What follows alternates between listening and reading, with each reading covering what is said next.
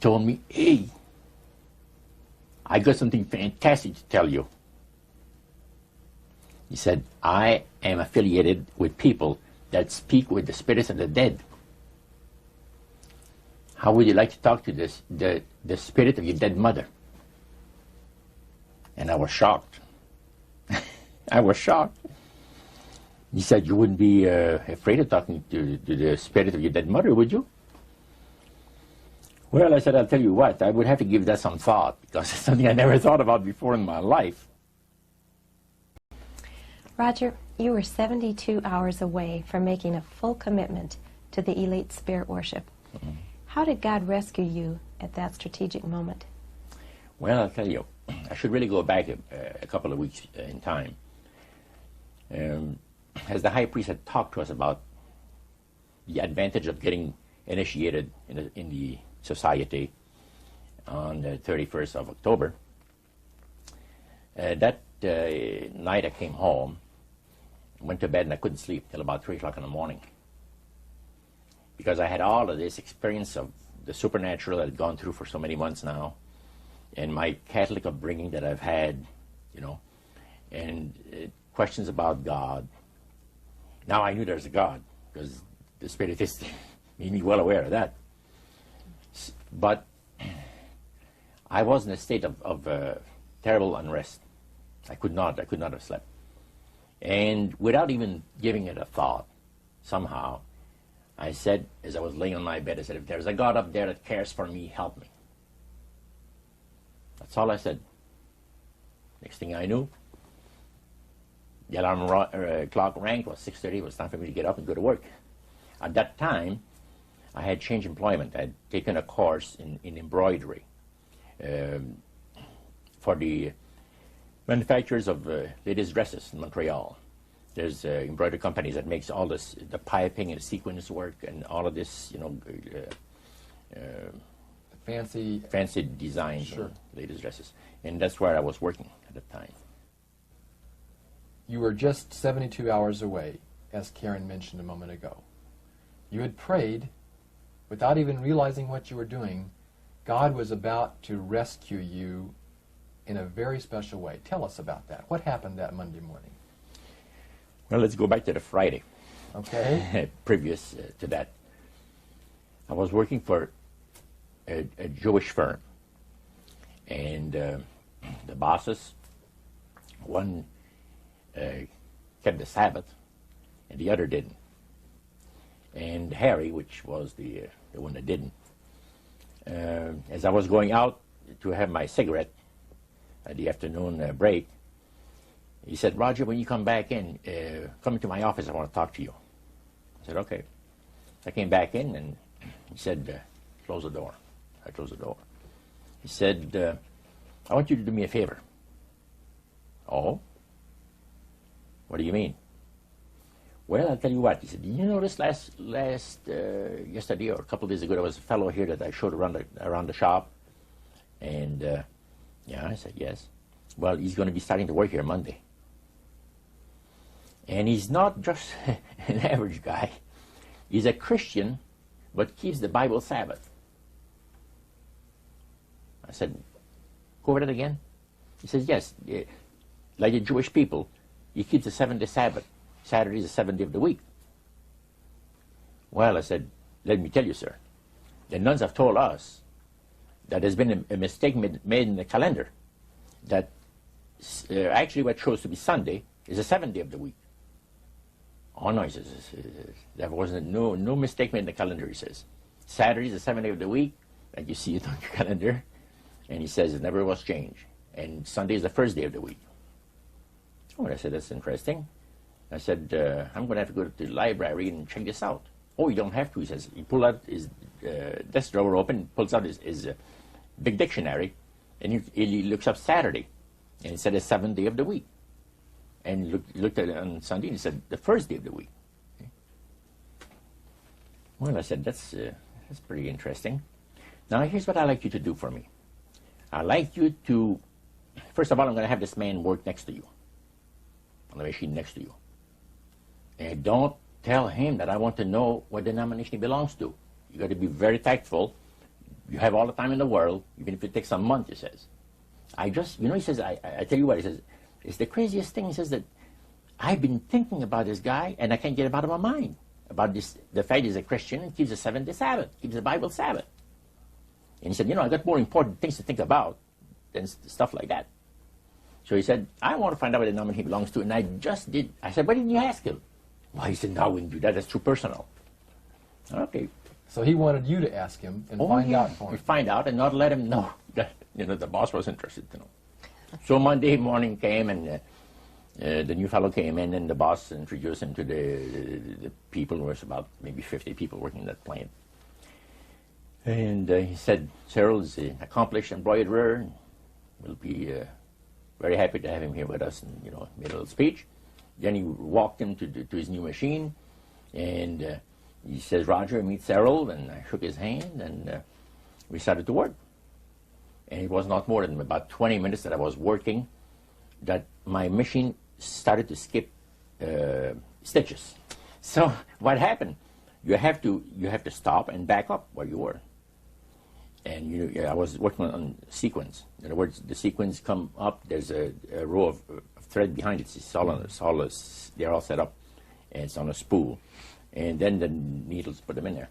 And when it skips, you got to stop, back up, start over it from where it left off. It wasn't too long that I'd done this 2 or 3 times. And that really made you happy, I bet. Man, I was mad. And as a French person, usually they don't go easy on the saints and gods. That was using some language was not that great for Cyril. But anyway, I called the boss over. I said, come and see this machine. I'm having trouble with it. He checked it, worked on it for 5 minutes, work with it. Beautiful. I sit down again, start to work, the same thing happens over again. Harry, after he tried that 2 or 3 times, he said, Joe, come over. He's the old guy that knows everything about everything, in the shop. So he looks at the tensions and adjusts things, and he says, it's working beautiful. Well, I started to work again, and another 20 minutes after, the same thing, and I had to stop the whole thing. By then, it was time to go out for the coffee break. Cyril and Cynthia, so good to have you folks come down and visit with us for a short time today. And Cyril, I want to start off our visit by just asking you about an experience you had, I believe, almost 45 years ago. That's right. You had gone to work at a new embroidery shop in Montreal, Canada. Mm-hmm. And there was a guy that was at the next machine to you that first day you went there. Did you notice anything strange about him? Yes, I did notice he had some peculiarities that, well, to say the least, they were different. First of all, when he worked at his machine, when he had a little malfunction, he knew how to, well, criticize the machine by using some language that was quite offensive, to me at least. He would curse at the machine, and in both French and English. He was quite a linguist. And when my machine would break, he noticed that I would just fix it and keep on working. There was a difference, and he noticed a difference himself. We were both behaving differently when our machines didn't function right. Now, so that very first day, there were problems with the machines. Your machine and his machine had problems. They both had problems. But you had a chance at the break time to get acquainted with him. And how did he approach you? Well, he approached me with a question, sort of. He said, I noticed that when your machine gives trouble, you don't get angry. You just fix it and keep on working. And I told him, well, it didn't make sense to get angry with the machine. It's an inanimate object. And he sort of apologized for his getting angry with his machine. And we started a conversation there, and it gave me the opportunity to sort of introduce him to some of the things I had experienced just a few days before. And what were the things that you had just experienced a few days before? I was getting some Bible studies from a minister named Elder Warren Taylor.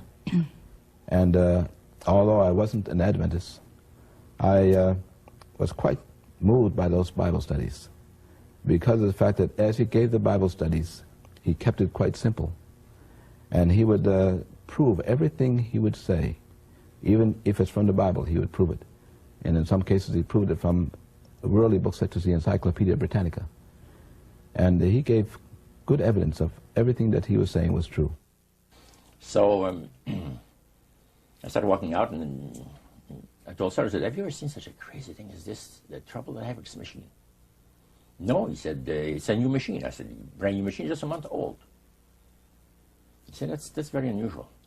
So we go downstairs, and I said, do you have any suggestions how to fix this problem? No, not really, but he says, I have a suggestion that might help. He says, I heard you, he says, calling upon God, but it was not in the way that I would have liked to hear you talk. He says, go easy on God, he says.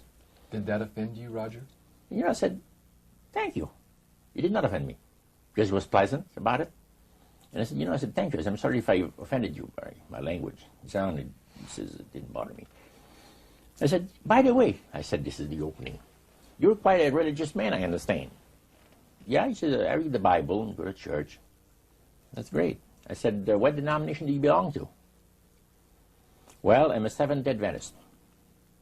Excuse me? Repeat that again? He says, yeah, I'm a Seventh-day Adventist. Did that shock you?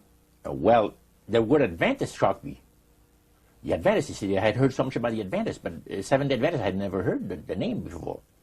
I said, what does it signify, the name? He says, well, we're 7-day observers. We believe in the Bible Sabbath, that God has blessed a particular day of the week and has sanctified it. It's put a special blessing on there, and that we ought to count our blessings on the 7th day and, give God the honor that is due to his holy name. Is there any difference between what some people call the Adventists and Seventh-day Adventists? Oh no, it's just the same people. Most people just talk about the Adventists, and people know that they're talking about the Seventh-day Adventists. Then your interest was really piqued. Now I said, man, what a unique thing to have happened to me, that I meet one of these guys. You're together out there at your first break time, and you're discussing the language on the job when the machines had broken down, but you had an opportunity to begin to share some of this newfound faith that you had been discovering. Right. Did you find him to be interested, open? Well, what really happened was he would ask questions, and I found out later that the reason he asked questions was when I went to get the job, I was so impressed with Elder Taylor's Bible studies that I told the employer right away that I didn't work on the Sabbath. He said, well, that's all right. You don't have to work on Sunday at all. I said, no, Saturday. So being a Jew, he became rather interested. And he told Roger, Roger told me later on, check this fellow and find out why he keeps my Jewish Sabbath. So Roger's questions were motivated by the fact that he was told to check. And the more questions Roger would ask, the more interested he became himself. So as he became more interested, and I told him more, he suddenly said, I want to hear more about your religion. And I said, okay, this weekend. He said, no, tonight. So we talked about a number of things. And after lunch, I told him, I said, I want to see you at 3 o'clock. Again, I want to have another question for you. So 3 o'clock came along, we had the coffee break, and many things had passed through my mind. And I knew that if I get involved with the religion, the Spirit is going to destroy me. So I've been assured, we've all been assured of that. You don't deviate from the will of the spirits. Otherwise, Your history. you're nothing, your history. So I told him, I said, Cyril, would you show me out of the Bible the things you told me today? If I went to your house? He says, yeah. Yeah, he says, yeah, I'd be glad to. He says, when, next week sometime? No, not next week, tonight. Did he look surprised when you said that? Yeah, he's surprised. He said, what's the big hurry? I said, I can't tell you why. But it has to be tonight or never. He said, you serious? I said, yeah. And you can't tell me why it has to be tonight? I'll tell you the reason why. He says, I would like to have you come another night. Because I have my collection of jazz records that somebody's coming to look over. He had been collecting jazz records for years. And he said, I have somebody's interested to buy them. But he said, well, I said, well, forget about it then. And he said, man, he said, you really mean what you say? That you want to see these things in the Bible? I said, sure. Okay, he says, come to my place 7 o'clock tonight. Give me his address. So that evening, 7 o'clock sharp, I rang the doorbell. Did that startle you? It startled me because it was fortunate I had 28 Bible studies for busy people, something I just bought.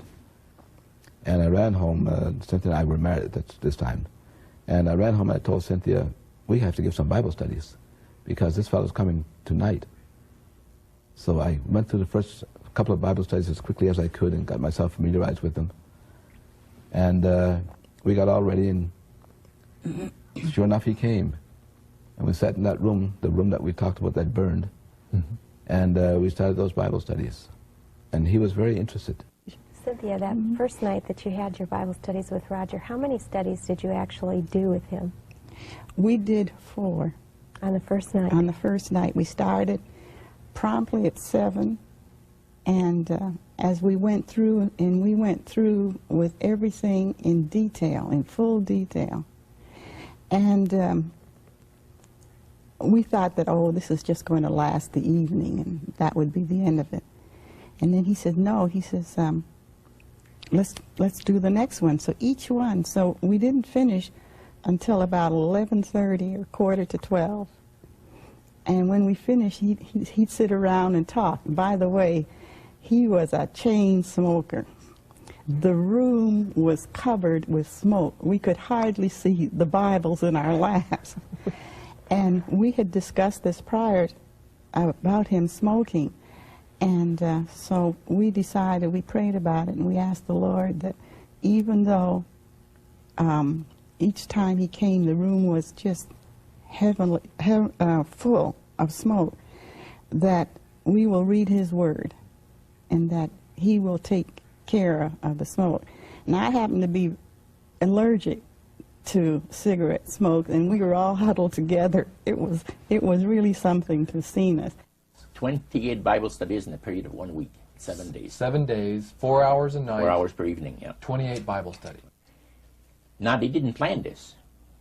So, as we chatted, and I just met Cynthia, now, Cyril told me, I got to explain things to you a little bit. I am not a baptized member of the Seventh Adventist Church. I'm just studying into the church doctrines with the minister. He says, my wife is a Seventh Adventist. But he said, now I think I'm going to be baptized also be a Seventh Adventist. But I said, I'm not one right now. Now he says, my wife is the one that really knows the Bible. I don't know much about it. And I think that she's got the right study for us tonight. He says, it'll take about an hour. Can you spare that much time? Oh, I said, evening is yours. Well, she had a set of Bible studies that were entitled 28 Bible Studies for Busy People. That was the title of the series. She pulled one out and she says, now, we could see here, there's the different questions. The first one was on the Word of God. And she read the question and said, then we can find the verses in the Bible that gives us the answer. And the next question, she said, would you like that? I said, beautiful, let's go. So Cyril was sitting next to me with his Bible because he was able to find where it was. And I had never opened a Bible in my life. Never. So, because I never had access to it. Let's put it this way. And that's where it started, on the Word of God. After the Bible thing was over, he says, well, did you find it interesting? I said, most interesting, very interesting. I said, what's the next study coming up? Well, he said, the next study, Daniel 2, prophecy of Daniel the prophet, on the world events, predicting the different great world empires that were to come into existence in times ahead. And I said, really? That's very interesting. I said, how long would that one take? Oh, she'll take about an hour. He says, you have between 20 to 25 questions. He says, So I said, let's have it now. Oh, well, she said, no. She said, when could you come back? I said, why come back? Did she look surprised? She looks very surprised because she looked at her husband. And you look at me. And I said, hey, you guys like the Bible or are you getting tired? No, we like to study the Bible. I said, let's have another Bible study. It's only 8 o'clock, you see. And at that time, you were a smoker, weren't you? Oh, a smoker. You can't say that again. I was like a chain smoker, you see. And when I had accomplished something worthwhile, I used to reward myself with a cigar 2 or 3 times a week. And this is what the love of God, the power of the love of God operates in the lives of those that the Lord is trying to bless, and in the lives of those that are bringing the blessing. Now, this did not take place. First of all, we kept on studying. We had 4 Bible studies that evening. And when it came to 9 o'clock, we had Daniel 2 over with. I said, what's the next Bible study? And she said, well, the one that we're going to have, will you come on the weekend? Could you come on the weekend? I said, yeah. I said, I can't come on the weekend. What is the title of it? She gave me the title. I said, man, that's interesting. It's only 9 o'clock. Let's have it now. So Cyril looks at her, with very surprised look on his face. And Cynthia, she looked at him. And I said, what's going on between the two of you? It's like you have a conspiracy that says that we're not going to study the Bible with this guy more than an hour or 2. But she said, let me be honest with you. Our minister, Pastor Taylor, has been giving us instruction on how to give Bible studies. Because Cynthia says, I never have given Bible studies. And we really wanted to know how to give Bible studies to people that ask us the reason of the hope that is in us. And he's told us exactly how to do it. You have 1 Bible study per week. If the people are exceedingly interested, you could have 1 in the middle of the week, another one. But never more than that. And she says, we've already passed our quota. So the reason, Roger, for their hesitancy was not the fact that you were blowing smoke in their face. Oh, no. It was because they were trying to follow the instructions that their pastor had given, and you were asking them to break all those rules. That's right. Do you think they could sense your urgency? Several and Cynthia told me later, yes. They said there's something very unusual about this man, Cynthia told her husband, because they went to get water, and to get me a glass of water, and she went in the kitchen to get something else, whatever it is, and she said, what do you think of him? And Cheryl said, there's something very unusual about this man. He said, you want to study the Bible? Let's study the Bible. We won't tell about Elder Taylor. Let's not say a word to Elder Taylor. We're going to ruin the whole thing. You're going to keep it a secret. Because the minister had said, you give people a spiritual indigestion, and they'll never want to open the Bible again. You understand? But this shows that there are some times when someone's appetite for it is so strong that you have to follow the leading of the Holy Spirit. The Holy Spirit, that's it. And they had prayed about this thing. Now, Cyril had told his wife, this man is coming for Bible study at 7 o'clock tonight for a Bible study. And he smokes. He's a smoke fiend. What are we going to do? Should we tell him not to smoke in our home? He said, if we do that, I'm afraid he's not going to stay for the Bible study. What would have happened if they had asked you not to smoke? I would have said, I'm sorry. You're not my kind of people. You see? You're too reserved for me. I'm sorry. And still to this day, I thank God for the leading of the Holy Spirit that at that crucial time moved in there and inspired these people to say, wouldn't you die, Cyril, for us to save us all for Christ? Cynthia said to her husband. He said, yeah. It's not going to kill us, even if we inhale all the smoke that he puts out, right? Because they had prayed about it, and then they had thought about it, and then when it came to be 7:15, he said, what are we going to do about the smoking? Are we going to tell him not to smoke or what? And then when she came out and she said, let's put up with it. Well, we had that third Bible study. Now it's 10 o'clock. And I said, by the way, what's the next title? And she told me about it. My goodness, this is a beautiful Bible study. I said, let's have it. And he said, really, Roger, we've studied too much tonight. We're never going to be able to remember these things. Oh, I said, you'd be surprised. I got a mind like a sponge for the things that I like. He said, you're enjoying yourself. I said, never heard anything like this in my life. let's have another study. What time do you people go to bed? First of all, I don't want to, infringe on your regular habits of resting yourselves. And, well, he said, we go to bed 11 o'clock. Beautiful. I said, go on, Cynthia. And Sarah says, go on, Cynthia. And we had another Bible study. Now the Bible studies are over. And I said to myself, if I'm still alive, I want to be here tomorrow night. Did you seriously doubt whether you would be alive the following night? I felt sure I was going to be killed, going to be destroyed in some kind of an accident. Because I've heard of so many cases. So I knew that I was not, this is the way I felt. I was not going to be alive tomorrow night. If for some reason I'm alive, I want to be back here with study the Bible with these people, see? So I said, what are you people doing tomorrow night? Not too much. What about 7 o'clock? Another Bible study. And she looked at her husband, and he looks at her, and he said, hey, we won't tell Elder Taylor. We won't tell him a word about it. We'll just do it. We'll just do it. He says, we'll be here at 7 o'clock tomorrow night waiting for you. The next night, man, I was there. 4 more Bible studies. See? And more smoke.